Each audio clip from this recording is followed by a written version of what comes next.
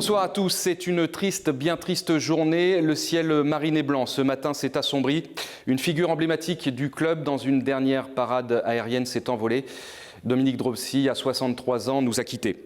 Pour mieux jouer avec les étoiles comme autrefois avec les balles, certes, mais depuis ce nouveau terrain, il nous laisse ici à notre chagrin. Cette émission va lui être entièrement dédiée, consacrée, avec de nombreux témoignages de joueurs ou d'entraîneurs qui l'ont côtoyé, des reportages aussi diffusés sur notre antenne. On va commencer par regarder celui-ci. Peut-être c'était il y a 4 ans, la vie de château. On découvrait Dominique Dropsy, sa passion pour son métier, sa passion aussi pour les chevaux. On regarde et on se retrouve sur le plateau tout de suite après pour des premiers témoignages. Allez, on garde les bonnes habitudes, oui. Ouais. Laisse-moi moins d'espace, Abdou. Bonjour, je suis Dominique Dropsy, entraîneur des gardiens de but aux Girondins de Bordeaux. Allez, oui. Abdou, on se réveille, Théo, c'est l'heure maintenant. Depuis 1984 aux Girondins de Bordeaux, joueur jusqu'en 1990. Et puis depuis 1990, entraîneur adjoint et plus spécialement chargé de la préparation des gardiens de but. Allez, Abdou, sérieux.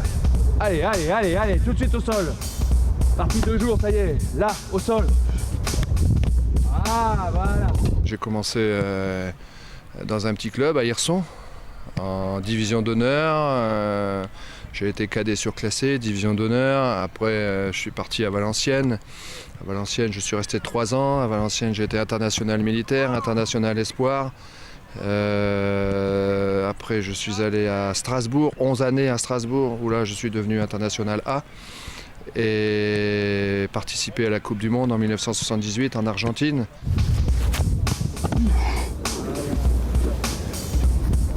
Un titre de champion de France. Et puis depuis 1984 aux Girondins de Bordeaux avec 2 titres de champion de France, 2 Coupes de France, 3 Coupes de la Ligue. Et voilà quoi. On dit Dominique Dropsy, c'est la longévité. Oui, bah je me suis pas forcé, hein. C'est ma nature qui est comme ça. Je pense que mes parents m'ont donné une robustesse qui a fait ses preuves et puis je suis resté moi-même, jamais eu la grosse tête, jamais eu quoi que ce soit. J'ai toujours travaillé pour mon club, pour mes équipes, pour mes coéquipiers. Donc tout s'est toujours pratiquement bien passé.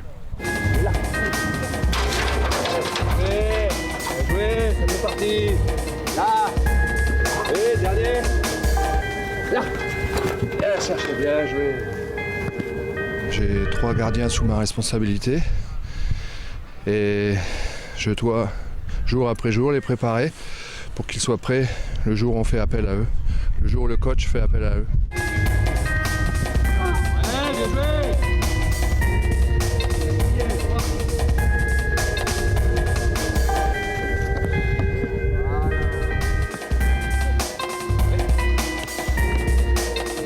Tous les jours, c'est pas la même séance. En début de semaine, la séance est beaucoup plus physique, un travail spécifique, physique à notre poste. On ne fait pas le physique que font les autres joueurs, mais on le fait à notre poste. C'est un travail intensif, fait de résistance, de jump, de tout ce qui rentre en ligne de compte. J'essaye de retrouver les situations qu'on trouve en match et de les répéter sans cesse ce jour-là. De temps en temps, j'ajoute aussi un medicine ball de 5 kg, ça fait du bien, ça met un peu de poids. Et quand on l'a plus, ce medicine ball, le gardien trouve qu'il a des ailes. Donc voilà, c'est tout un travail. Après, plus on approche du match et plus les séances deviennent techniques. Et plus l'aspect psychologique rentre aussi en ligne de compte. Donc c'est un travail de tous les jours, comme je vous ai dit, et qui demande beaucoup d'attention.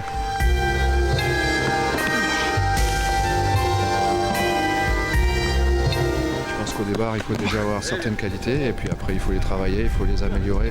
Il faut avoir un caractère à toute épreuve parce que c'est un poste très très difficile. Et si vous n'avez pas le caractère pour le faire, si vous n'avez pas le psychique, je pense que pour moi, le psychique, c'est 70% quand on joue au gardien de but. Il faut supporter que derrière nous, il n'y a personne. On est les derniers défenseurs. Derrière nous, la moindre erreur, c'est le but, c'est le filet.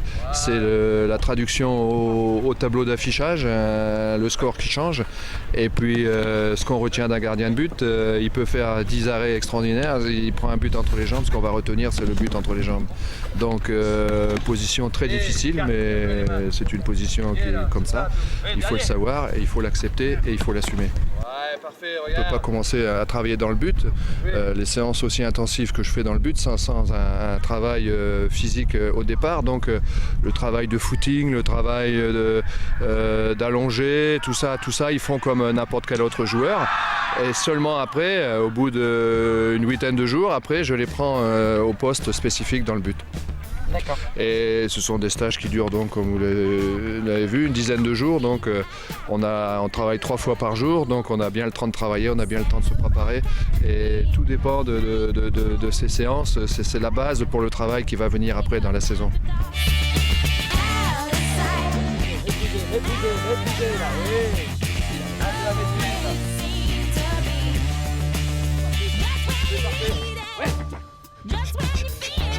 Voilà.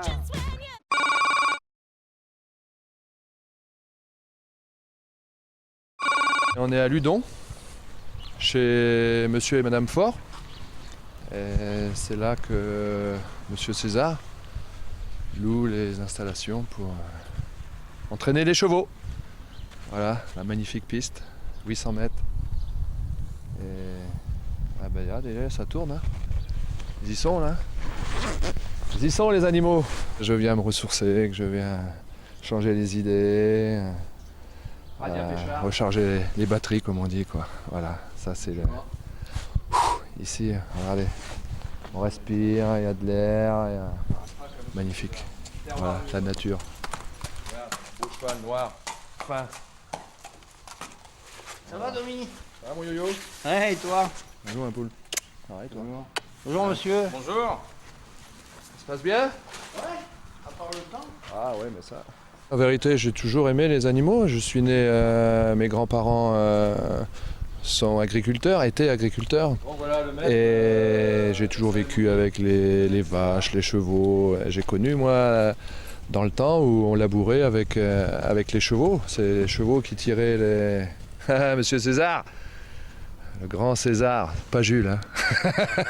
Lionel. Donc oui, c'était les animaux qui tiraient les charrues, qui tiraient les chariots dans lesquels on ramassait le foin. Donc j'ai toujours aimé cet animal. Et puis le destin a voulu que je rencontre monsieur César, Lionel, qui lui est football. Donc l'amitié ne pouvait que naître entre nous deux. Et puis lui m'a fait découvrir l'entraînement des chevaux, les courses de chevaux. Et c'est quelque chose qui me passionne. Là, Starball, la petite craque à Dominique et à Lionel. Oh là là, regarde comme elle est craintive, regarde-moi ça. Regarde comme elle a peur, regarde ça. Ouh là là, caractériel ça, regarde-moi ça. Viens dire bonjour à papa. Ça va mon grand? Ça va mon grand? Ah, mais lui, Allons, hein. c'est un entier, il aurait tendance à mordre. Attends, faut faire très attention. Avec les chevaux, on retrouve comme préparation des athlètes qu'on fait, Eric Bedouet fait au Girondin, pareil. Il y en a même qui ont des capteurs comme nous pour le rythme cardiaque, pour... bon, on verra plus tard, mais sinon, un cheval, ça se prépare pareil. Hein. C'est un athlète. C'est un athlète et il a des périodes d'intense travail, de récupération, de... Attention, il va sortir. Funky lane, I've been told, all it glitters isn't that gold. Gold is not reality, mama, real is what you leave. Là, c'est le cœur qui bat là. Ah mais c'est magnifique, c'est... Voilà, c'est... Pas, y a pas... Enfin bref, si, c'est... Ça prend au tripes quoi, c'est... Voilà. Et alors après, quand vous allez sur les hippodromes, avec 15, 16, 17 collègues à eux, qui se tirent la bourre sur la piste, c'est magnifique quoi. Vous avez la chance d'avoir un bon cheval qui puisse monter à Vincennes, où vraiment là c'est le gratin des chevaux français, c'est magnifique. Vous pouvez voir votre cheval à la télévision. On est monté avec mon fils l'autre jour à Vincennes, c'est le temple, on dit que c'est le temple du trot, mais c'est vrai, c'est extraordinaire, il faut le voir dans sa vie une fois. Reality, mama, real is what you leave me.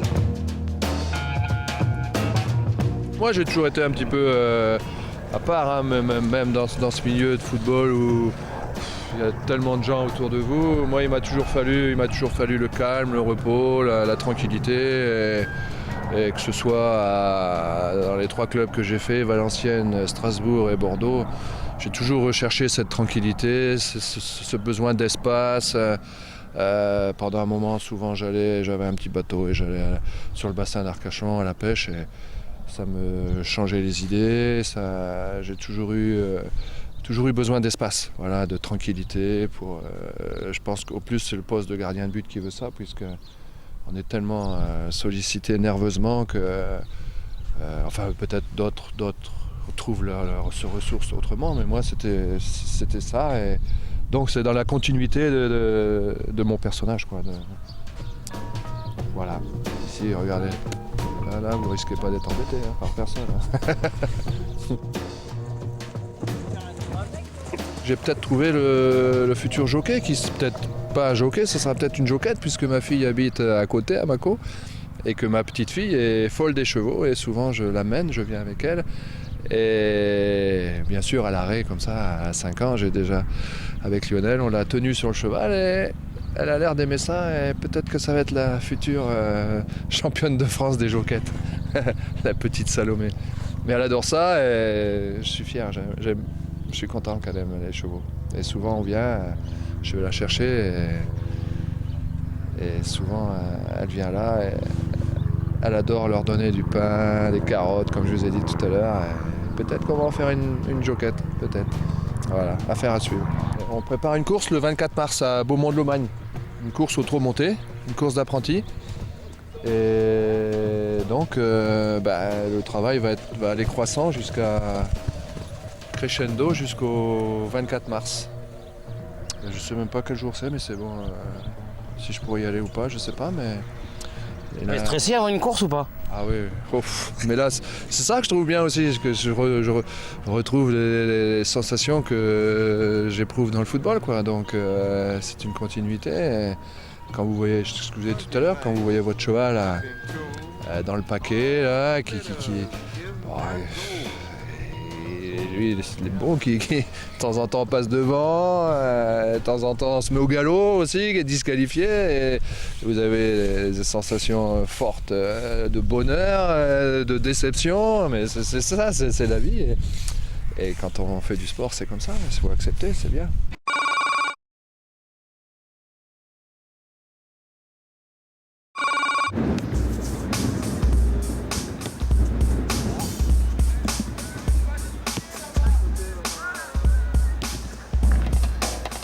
Tommy,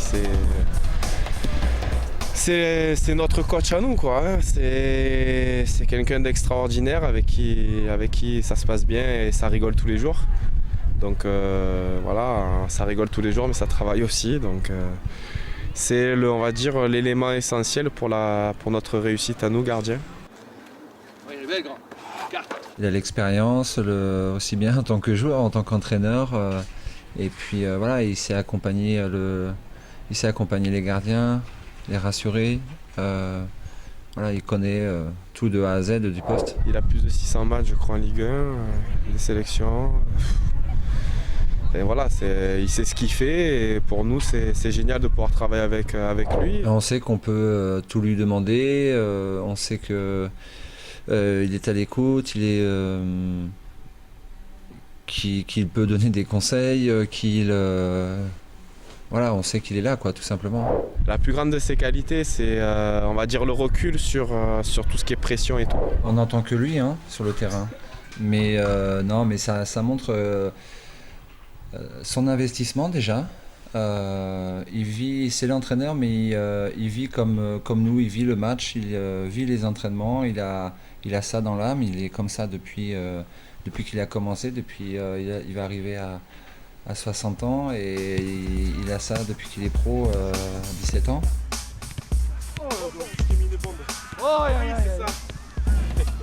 Je pense que si j'étais pas passionné, je ne serais plus là à 58 ans. Hein. Donc c'est la passion, c'est ma vie. J'ai toujours été dans le football et donc j'y suis depuis l'âge de 10-12 ans. Professionnel depuis l'âge de 17 ans, 18 ans, donc c'est toute ma vie et je crois que je mourrai avec le football. Voilà donc pour ce premier reportage qui a été diffusé il y a 4 ans. On a découvert Dominique Dropsy, on a découvert ou redécouvert Dominique Dropsy, sa passion pour le terrain, sa passion aussi pour les chevaux. Merci aussi à nos premiers invités ce soir. Gaëtan Huard, bonsoir. Bonsoir. Et Alain Baudron qui nous a rejoint. Bonsoir Alain. Bonsoir. Je disais en préambule, c'est une triste, bien triste journée. C'est une figure emblématique qui nous a quittés ce matin, Gaëtan. Oui, c'est avant tout pour moi et notre confrérie de gardiens à part, un ami. C'est un ami, c'est quelqu'un d'emblématique au niveau du club qui a 596 matchs de Ligue 1, qui a été un gardien emblématique des Girondins de Bordeaux, qui a été mon entraîneur, mais avant tout un ami. Et je suis vraiment très touché, très peiné. Ouais. C'est vrai Alain qu'on souhaitait avoir Gaëtan sur le plateau parce que Dominique Dropsy était son premier entraîneur. Oui, tout à fait. Hein. À Bordeaux, oui, tout à fait, parce qu'il a arrêté sa carrière en 90, il a eu Joseph-Antoine Bell pendant 1 an, Gaëtan est arrivé en 91, et c'est là où il y a eu l'essor d'un entraîneur de gardien de but au Girondins de Bordeaux, ça n'existait pas par le passé. Il a arrêté sa carrière, il fallut peut-être lui trouver une fonction, et il s'est lancé là-dedans à corps perdu. Et je dis bien à corps perdu parce que c'était un passionné, il aimait ce métier-là, et je pense, et Gaëtan va vous le confirmer, il faisait avec ses commentaires et ses entraînements passer sa passion et cette capacité à être grand gardien de but. C'était un entraîneur de gardien, c'était aussi un ami, vous les soulignez. En tant qu'entraîneur, qu'est-ce que vous gardez ? Qu'est-ce que vous gardez de ce qu'il a pu vous apprendre, des nombreuses séances auxquelles vous avez participé avec lui ? Plein de choses. La plus importante, c'était celle du respect du poste qu'il avait occupé pendant de nombreuses saisons avec 600 matchs pratiquement de championnat. Oui. Ça, c'était souvent... On en parlait souvent, il en voulait à Gothals à l'époque parce que Gothals ne lui avait pas permis de franchir le cap des 600 et ça, c'était un objectif pour lui. Et, mais il m'a inculqué au-delà du poste la valeur humaine.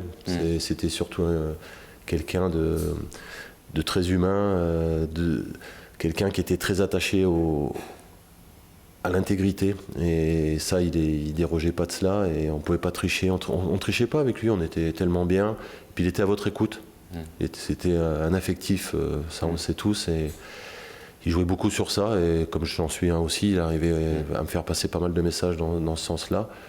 En revanche, il avait toujours sa petite, au-delà du travail, il avait toujours sa petite histoire drôle de la journée, dans le tunnel qu'on connaît à Bordeaux, enfin qu'on connaissait à l'Escure, qui était très long. Il avait toujours une vanne à sortir dans ce tunnel juste avant d'arriver sur le terrain, avant le coup d'envoi. On partageait vraiment des choses exceptionnelles parce qu'on a le travail certes, mais on avait aussi toute la vie extérieure. Et très souvent, il savait très bien et lui le vivait aussi et très mal.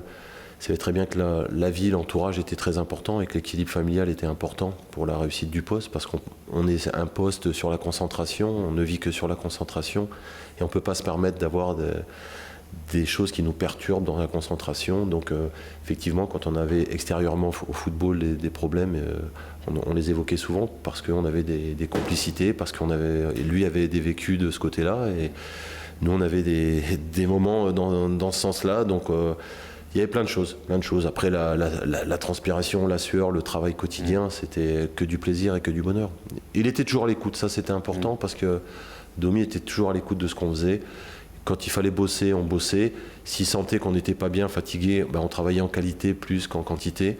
Et puis il y avait un feeling, je crois que Cédric doit être très touché, Ulrich doit être très touché également. On partageait vraiment, on se disait souvent avec Domi, on se regardait souvent, on rigolait, on regardait les paddocks souvent, et là dernièrement quand il venait encore dans le paddock, on regardait, on dit quand tu regardes, on avait raison, hein. On n'est pas beaucoup, mais on est nombreux finalement, parce que dans le paddock il y avait toujours 6 ou 7 gardiens, si tu prenais les gardiens de verre, si tu prenais les gardiens de lui, moi qui travaillais pour Bein ou Canal, et je veux dire, on partageait des moments vraiment différents, parce qu'on avait un vécu, un poste qui faisait qu'on était des hommes différents et qu'on reste des hommes différents.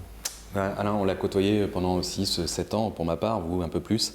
Ce qui est aussi, comment dire, une de ses qualités, une de ses forces, c'est qu'il était toujours d'humeur égale, il était toujours souriant avec nous, toujours, la joie de vivre. Toujours joyeux, effectivement. La joie de vivre, c'est par excellence. On ne pouvait pas que les résultats soient mauvais, que les résultats soient bons, humeur égale, toujours, effectivement, comme dit Gaëtan, toujours en train de sortir une petite vanne pour si jamais c'est un moment un petit peu plus délicat, ça repartait, la dynamique pouvait être différente.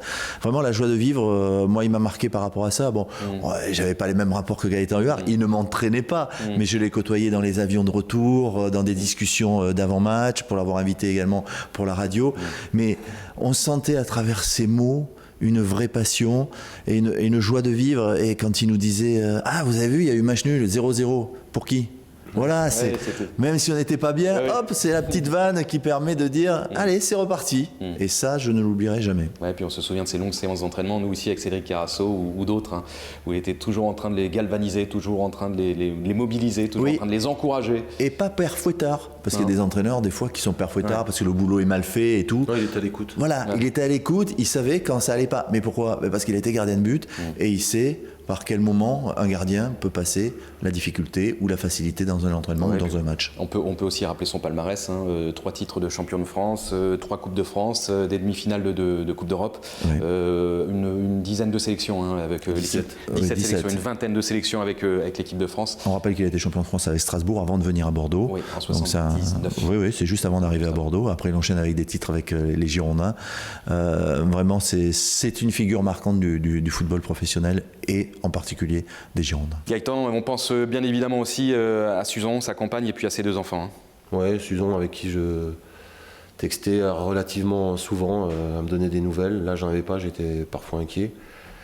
À juste raison, quand on voit aujourd'hui cette journée, c'est surtout à Suzon, sa compagne, à ses enfants, ses proches. Et c'est ces gens-là, tous les gens qui se sont battus, parce que lui s'est battu, mais je peux vous dire qu'autour de lui, ça s'est battu énormément, ses proches, et Suzon, je l'embrasse très fort, et ses enfants également. Merci beaucoup, Gaëtan, d'être venu ce soir. Je vous propose de regarder un autre reportage. C'est un portrait chinois, c'est un peu plus souriant. C'était il y a 3-4 ans sur Girondin TV. Le portrait chinois, c'est un échange entre Ulrich Ramé et Dominique Dropsy. Regardez. Bonjour, je suis Dominique Dropsy. Aujourd'hui, je fais le portrait chinois de Ulrich Ramé, gardien de but des Girondins de Bordeaux. Yul, bonjour. Bonjour Dominique. Alors Yul, on va faire un petit portrait chinois si tu es d'accord. Et je vais te poser quelques questions. Alors mon grand, si tu étais un animal.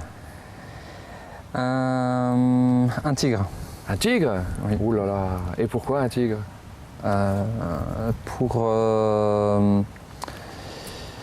C'est un animal que je trouve super beau. Déjà, après il a la vélocité. Et puis voilà, je trouve très élégant, aussi bien dans le combat que... Une bonne détente aussi ? Ouais, voilà, une bonne détente, une bonne prise de balle. Oui, bien Yul. Un pays ? Un pays, la France. Ouais, bien. Parce que pour, dis-moi, toi qui... Pour avoir un peu voyagé... Puis toi qui es bien installé à Bordeaux, maintenant je sais que tu t'es mis dans quelque chose qu'on aime bien à Bordeaux. Voilà, non, pour avoir un peu voyagé, on est pas malheureux en France. Ouais. Si tu étais une ville, Yul, dis-moi, qu'est-ce que tu serais, une ville Bordeaux. C'est sympa. La ville est sympa, ça s'est embelli au fil des années, là, depuis un certain temps. Et puis bon, il y a le climat, il y a la montagne pas loin, la mer, donc il y a tout ce qu'il faut quoi, voilà, pour t'épanouir, c'est bien. Et si tu étais un film ? Un film ? Ce serait un film comique style la Grande Vadrouille. Enfin moi j'adore Louis de Funès. Très bien. Donc voilà. Voilà, divertissant quoi. Voilà. Ne veux pas t'ennuyer devant la... Non. Voilà, ok. Et si tu devais choisir un métier, si tu étais un métier. Allez, hein, on va choisir le nôtre. Ah ouais, mais là... Le nôtre parce que c'est le plus beau métier. C'est une passion, on fait tous les jours ce que l'on aime. Puis en plus, bon, ouais, c'est vrai. C'est grassement payé, donc on ne peut pas cracher non plus dessus. Très bien. Et attention, là on arrive dans le show business. Et si tu étais une chanson? Une chanson. Une chanson.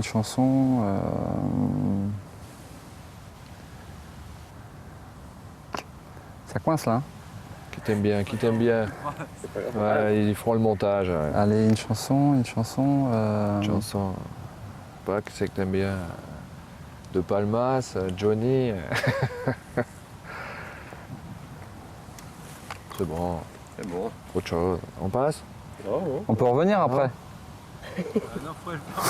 L'entraînement c'est à 5 heures. Hein. Parce qu'on a entraînement là après. Hein. L'entraînement c'est à 5 heures. Hein. Une chanson.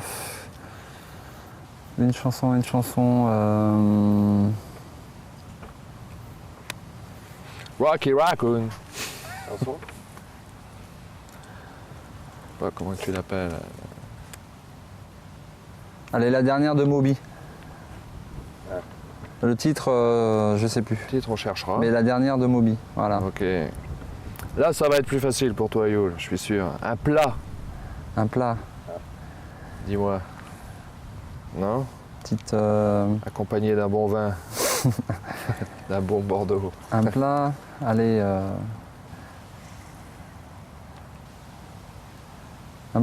Des pâtes. Ouais, voilà. Des pâtes. Des bonnes pâtes. Avec, comme ça, on peut varier toutes les sauces. On va changer complètement de sujet. Et si tu étais une fleur? Les fleurs, la rose. Ah, très bien. Une couleur? Une couleur. Le vert. Très bien. Ah, attention là. Un sentiment? Un sentiment.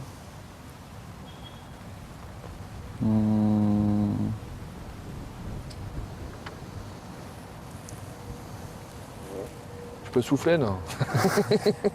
Un sentiment. L'amitié. Très bien. Et toi qui n'as que des garçons, Youl, alors dis-moi, un prénom féminin. Là, on te complique la tâche. Mais sans hésitation, celui de ma femme Virginie. Ah, que je connais bien. Un héros. Qui serais-tu? Un héros. Spider-Man. Oui.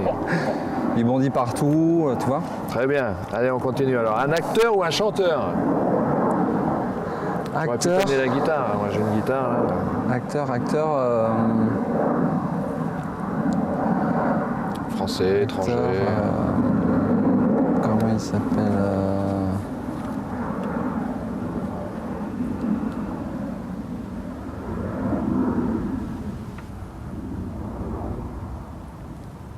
Le Black là, comment il s'appelle? Murphy. Non. Eddie. Non. Comment s'appelle-t-il? De Niro, je sais pas. Dans Men in Black là. Hein? Celui qui fait dans Men in Black. Comment il s'appelle? Black? Will Smith. Will Smith, très bien. Pardon? T'as dit quoi, Will Smith? Il faudrait que tu leur dises. Will Smith. Ouais, mais. C'est bon? Un autre sportif, Youl. Oh là là. Schumacher. Schumacher, oh là là, vitesse. Ouais, non, surtout le, Bien, la conduite, les autos. le palmarès. Ah oui. La durée. La Ferrari. Voilà. Et enfin, si tu étais un autre Girondin, qui aimerais-tu être?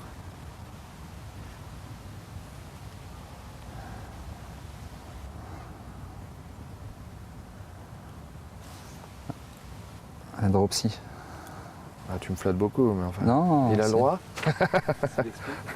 S'il explique. Pourquoi? Pour le palmarès? La carrière, la carrière, le palmarès. La longévité? La longévité, le nombre de matchs. Bon, mais c'est bien. Voilà, tout ça, hein, ça fait. Ah, bah, Ça fait la carrière. je vais plus passer à la porte là-bas. Mm. Ok, Tu passeras dans mon bureau après pour le chèque. d'accord. Ben, c'est bien, mon grand, voilà. Et ben voilà, on a fait ton portrait chinois. Et... je sais pas si tu as. Non, tout est bien. Ouais, je suis content. Tu reviens sur rien, Je suis tu n'as content. aucun regret. Non, non. Bon, ben c'est bien. Félicitations. Voilà. Bon entraînement. Allez, on se retrouve sur le plateau avec de nouveaux invités ce soir. Marc Planus, bonsoir. Mathieu Chabet, bonsoir. Bonsoir. Merci de venir nous rejoindre. On le disait en préambule, c'est une bien triste journée. C'est une figure emblématique, Dominique Dropsy, qui nous a quittés aujourd'hui. Marc, peut-être tout d'abord, vous l'avez connu 9 ans pro, mais 26 ans en fait, depuis que vous êtes au club et depuis qu'il est également. Oui, c'est sûr. En plus, c'était un personnage charismatique. Il a entraîné la division honneur pendant 7-8 ans avant de passer après entraîneur gardien chez les pros. Et c'est vrai que c'était quelqu'un qui respirait la joie de vivre. Ça a été quelqu'un qui a véhiculé du bonheur. Il était heureux aux Girondins, il aimait ses gardiens, il était amoureux de sa famille, de ses chevaux. Voilà, c'est quelqu'un, quand vous l'aviez dans un staff, il mettait toujours la bonne ambiance.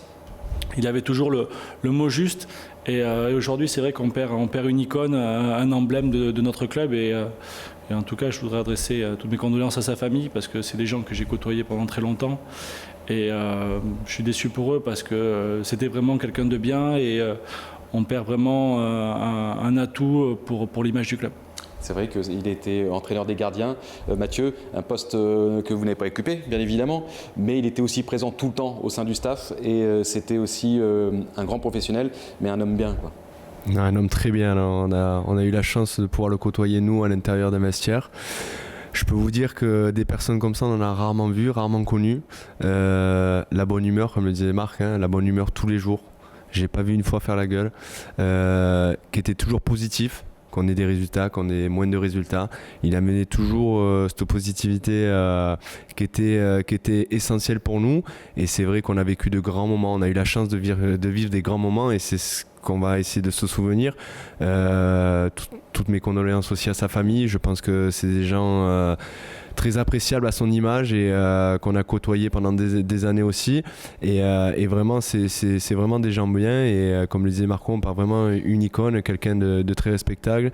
Et voilà, c'est une triste nouvelle. Et faut vraiment lui rendre un grand hommage parce qu'il le mérite. On n'en fera jamais assez, justement, pour lui parce qu'il a donné tellement à ses joueurs, à son staff, à ses amis. Je pense qu'il n'y a pas de mots aujourd'hui pour décrire la tristesse qu'il peut y avoir. Marc, tout au long de cette émission, beaucoup de témoignages qui ont loué l'homme qu'il était, les valeurs qu'il portait. Mais il ne faut pas oublier aussi que c'était un grand professionnel. 2 coupes de France, 3 championnats, 2 demi-finales de Coupe d'Europe. C'est le nombre de matchs qu'il a disputés. Ouais, près de 600. Ouais. C'est surtout ça. 596 pour être précis. Voilà, 596 matchs de Ligue 1, dont 216 sous le maillot girondin, et puis une vingtaine de sélections en équipe de France. C'était aussi un grand gardien. Oui, c'est un grand gardien. J'en discutais ce matin avec Patrick Battiston, avec Marius Trésor. C'était un grand gardien, mais c'est vrai que nous, ça faisait tellement de temps qu'il avait arrêté sa carrière qu'on était plus sur l'homme en lui-même. Mais voilà, ces éclats de voix, les rigolades qu'on a pu avoir ensemble, c'est vrai que ça va nous manquer. Il était plus présent du fait de sa maladie depuis 4-5 ans, mais dans le vestiaire, ça résonnait toujours. Et voilà, et j'ai rarement vu un entraîneur des gardiens aimer autant ses joueurs, quoi. Et ses gardiens, c'était comme ses enfants. Et il les a toujours bichonnés, les a amenés au plus haut niveau, comme avec Ulrich Ramé notamment, où il a une complicité très longue. Voilà, faut garder ça, c'est l'image d'un bon vivant, d'un homme bien et d'un grand joueur dans le passé.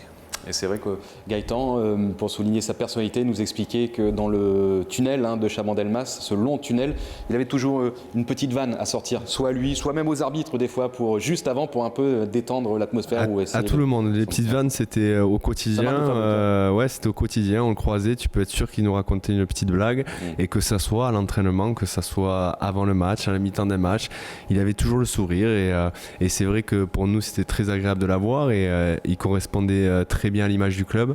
C'était un épicurien en plus, donc on pouvait parler de tout avec lui, de bonnes bouffe, de bonnes tables, de bonnes bouteilles de vin, et pour nous qui sommes de la région avec Marco, c'est vrai qu'on pouvait discuter vraiment de tout avec lui et c'était agréable. On a passé, je vous dis, de très grands moments et on a vécu un titre avec lui et je peux vous dire que ça avait été une année exceptionnelle, mais on a vécu des bons comme des mauvais moments et ça a été toujours la même personne.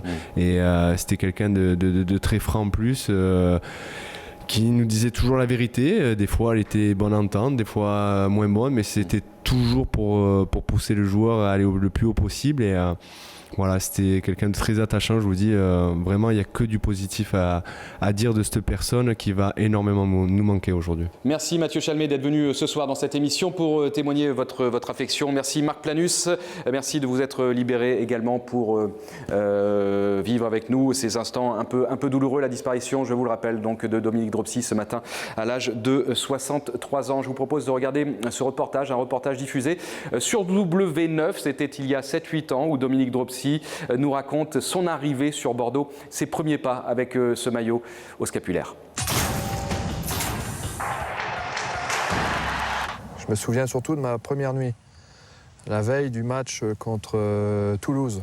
On recevait Toulouse et c'était mon premier match avec Bordeaux. Et je peux vous dire que j'ai pratiquement pas fermé l'œil de la nuit parce que il y avait un dicton qui disait que les gardiens de but n'arrivaient pas à s'imposer à Bordeaux. Et moi j'arrivais là après Ruffier, Delaché, Pantelic, donc avec un petit peu d'appréhension. Et puis ma première nuit a été mouvementée. J'ai eu du mal à trouver le sommeil. Et puis je me souviens très bien du match. J'ai fait un excellent match. Et c'est de là que toute ma carrière bordelaise est partie, parce que c'est très bien parti. Et puis je me rappelle quand on est rentré au vestiaire, il y avait le président Chaban-Delmas qui était en haut dans le paddock, qui a applaudi, qui a dit bravo, bravo, bravo Dropsy, vous êtes le bienvenu à Bordeaux. Et ça m'a touché. Et puis de là, on a fait 5 matchs sans défaite en prenant qu'un but, je crois. Et ma carrière bordelaise est partie comme ça, quoi. Les 5 premiers matchs, 5 victoires. Donc à l'époque, c'était 2 points par victoire, 10 points d'engrangés. Et le titre au bout de la saison, tout de suite, quoi. Donc vraiment une période euphorique. L'année d'après, on a gagné la Coupe de France contre Marseille, 2 années de suite. On a fait le doublé.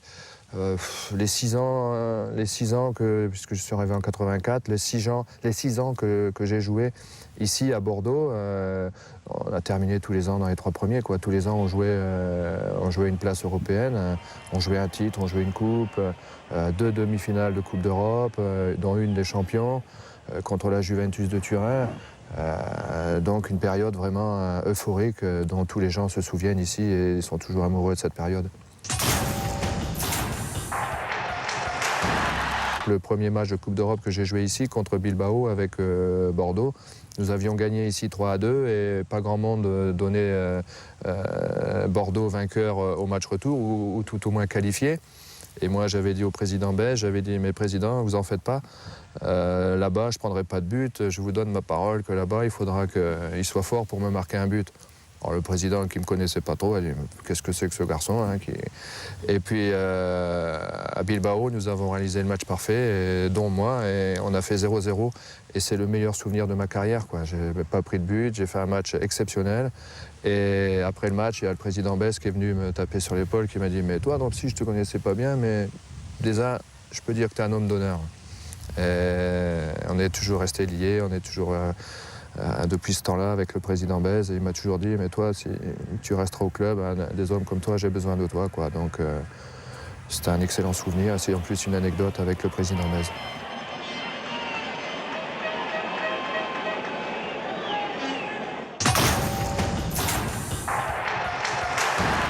C'est une satisfaction, ça veut dire que j'ai bien fait mon métier, ça veut dire que j'ai pas été souvent blessé, ça veut dire que j'ai donné le meilleur de moi-même, que j'ai pas triché.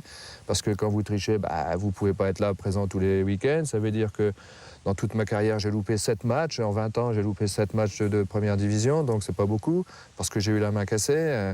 Ça veut dire que jamais j'ai été mis sur la touche par un manque de performance. Ça veut dire quand même une certaine longévité.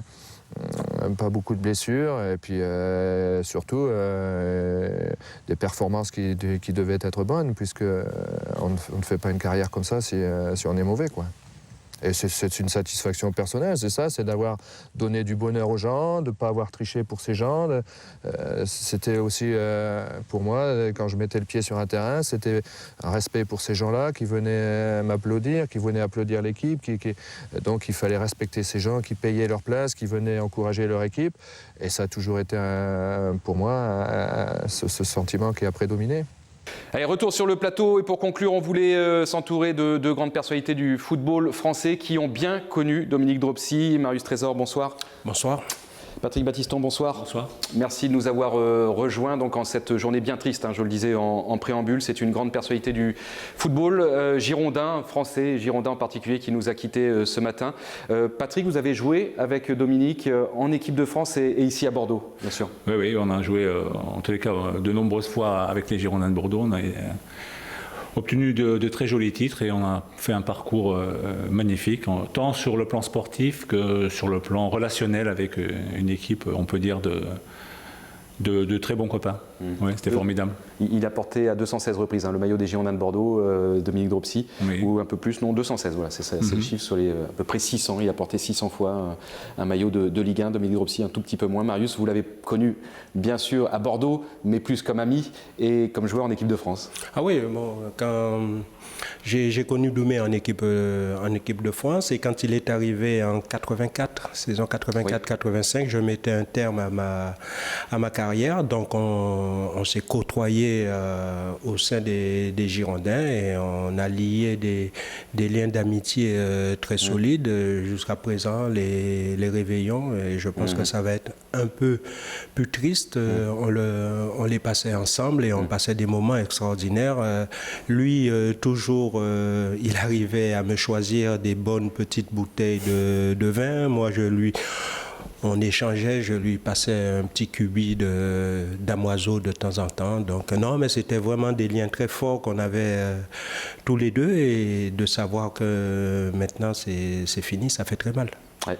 Dominique Dropsy qui nous a quittés ce matin à l'âge de 63 ans. Tous les témoignages sur ce plateau ce soir ont quand même insisté sur le joueur qu'il était, le grand professionnel, mais aussi sur l'homme qui était porteur de valeurs et de très très belles valeurs. C'est aussi votre sentiment, je l'imagine. Oui, effectivement, en tous les cas, sur un plan professionnel, il y a une rigueur extrême, une volonté, une détermination. Mais ce n'était pas une austérité, c'est aussi savoir voir le bon côté des choses et être sérieux sans se prendre au sérieux. C'est ce qu'on a souvent l'occasion de dire, mais c'était ça en fait. Et puis c'est au quotidien, c'est aussi... je dirais un épicurien, c'est quelqu'un qui aimait la vie et qui la faisait partager et qui savait rire et bien rire. Et c'est vrai qu'on a redouté cette nouvelle et qu'elle est très triste, et on pense à ses proches, à sa famille, à ses enfants, parce que c'était une nouvelle épouvantable. Oui. Ouais, vous l'avez vu encore il y a quelques jours, Marius.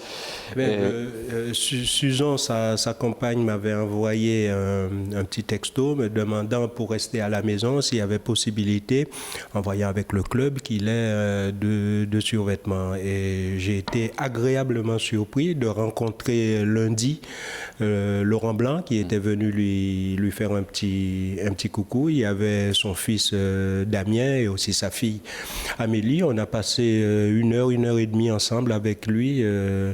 On voyait qu'il était fatigué, mais on ne pensait pas que la fin était si proche. Ouais. Laurent Blanc, qui certainement témoignera, pas ce soir dans cette émission, mais demain, on a réussi à le joindre au téléphone, touché comme nous tous, et qui voulait dire un mot. Donc on aura certainement la possibilité de vous montrer demain le témoignage, j'en permets mot aussi, de Laurent Blanc sur notre antenne. Parce qu'ils avaient gardé très gros lien d'amitié. Quand Laurent venait pour jouer au Pierre Médoc pour jouer au golf, automatiquement il appelait Doumé, ils se rencontraient, c'était sincère. Pour conclure, qu'est-ce que vous gardez, j'allais dire garderez non, qu'est-ce que vous gardez de Dominique Dropsy? Parce que si vous me posez des questions, j'aimerais dire un grand éclat de rire, moi. C'est ça, le sourire. Ouais. Le sourire et un humour parfois décalé et empreint de sérieux, mais voilà, formidable. Et puis après, des souvenirs sportifs.